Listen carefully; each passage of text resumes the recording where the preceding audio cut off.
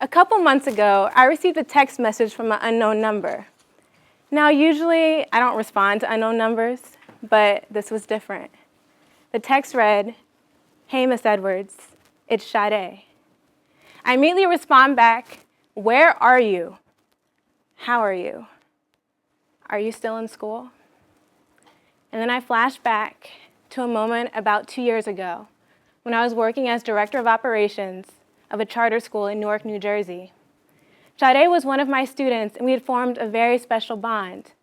But on this particular day, Sade had been kicked out of school for cursing out the school principal. Now, I had a feeling there was more to the story, so I took it upon myself to leave the school building and go find her and find out what really happened. So I walk out the building, and as soon as I step outside, I see Sade sitting on the steps of a church next to the school, and she's crying. So I walk over to Sade, and I sit down next to her. I ask her, "What's going on?" I soon find out that Sade wasn't particularly angry with the school principal that day. She just really, really missed her dad. You see, the year before, Sade's father had passed away, but her family was too poor to afford a tombstone, so her father was cremated against both his and his family's wishes. Sade was upset that day because on that day, she just wanted a physical place to remember her father, and she had nothing. So she was upset. So at this point, I look at Sade and I tell her, "Sade, give me your phone. I'm going to call your mom. We'll make sure you get home safe, and don't worry about the principal. I'll just make sure you get back to your family right now." And then Sade looks up at me and she goes, "He took my phone." I said, "Who took your phone, Sade?" And she said, "The man." I'm like, "Okay, but what man, Sade?" She said, "The man with the gun. Right before you came, he put the gun in my face and he took my phone." At this point, I just have to stop. I look around me. It's broad daylight. It's lunchtime, just like it is right now. I hear laughter in the distance, an argument down the street. And here we are, sitting on the steps of a church, and a young girl mourning her father had just been robbed at gunpoint for her cell phone. And in that moment, I realized there's no education reform, there's no large-scale theory of change or impact model, there's no design thinking whiteboards or Post-it notes, no case study that would have ever prepared me for how to react in that moment. So instead, Sade leaned on my shoulder and cried, and I tried not to cry. The next time I turned and looked at Sade, I felt like I saw the world in her eyes.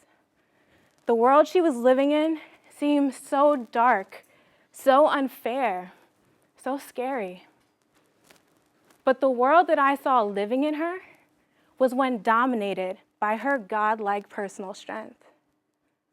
And it was then that I realized a greater truth about life.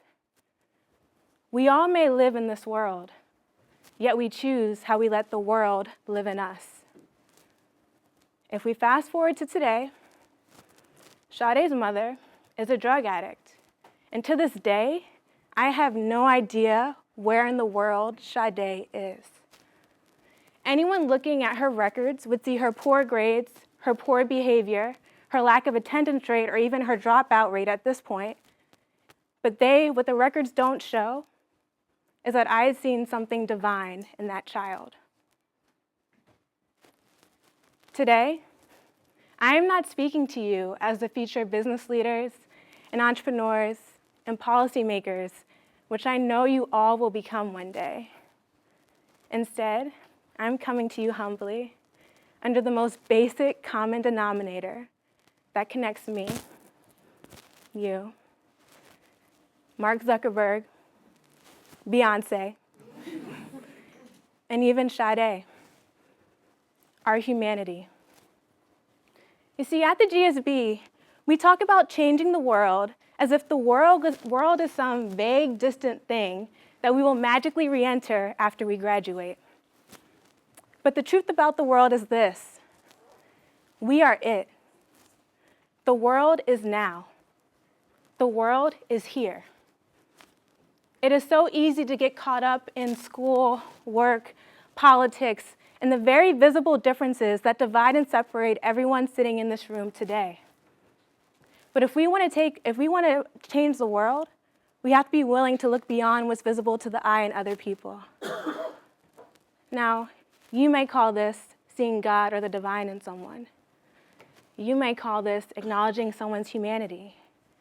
Whatever we call it, we have to choose to see something greater in ourselves and other people. Because in the absence of something greater, we miss out on the bigger picture about life. That life is not about us. Life is about the value we create and the legacy we'll leave behind. And if we don't see anything greater in ourselves or the people around us, our legacy will end as soon as our lives end. But if we take the time to see and believe in something beyond ourselves and align our work with a higher cause or a higher purpose, not only will our lives be much richer, but the work we do will live forever. So how do we begin seeing more in other people and in ourselves? Well, the answer is we're going to have to rediscover our sense of wonder and awe in the world. Albert Einstein once said, "He who can no longer wonder and stand wrapped in awe is as good as dead. His eyes are closed." As a child, it's very natural for us to wonder and stand in awe of the world. But as adults, we tend to assume that we know everything that the world's about. Wonder is defined as a heightened state of consciousness brought upon by something so beautiful, something so rare, so unexpected, something that is a marvel. It was a wonder for me to see the strength in Sade as she mourned the passing of her father. Today, it is a wonder that I'm even able to talk in front of you all. And for some of us in the room, it was a marvel to even get out of bed this morning. Wonder has been shown to be one of the most important emotional foundations underlying optimum mental health. And not only is it linked to improved health, but the capacity for experiencing wonder and awe has been linked to improve our abilities to build stronger, more cohesive teams and communities. So my challenge to you today, go home and write down one wonder you saw in someone else today. One wonder that enriched your understanding of your world. I promise if you do this, you'll experience the world in a much deeper and richer way than you ever have before. I have realized that I may never hear back from Sade again. I may never have the answers to the questions that I texted her. But what I do know is that my life is so much richer because I took the time to see the world in her. What will people say when they look at you? Thank you.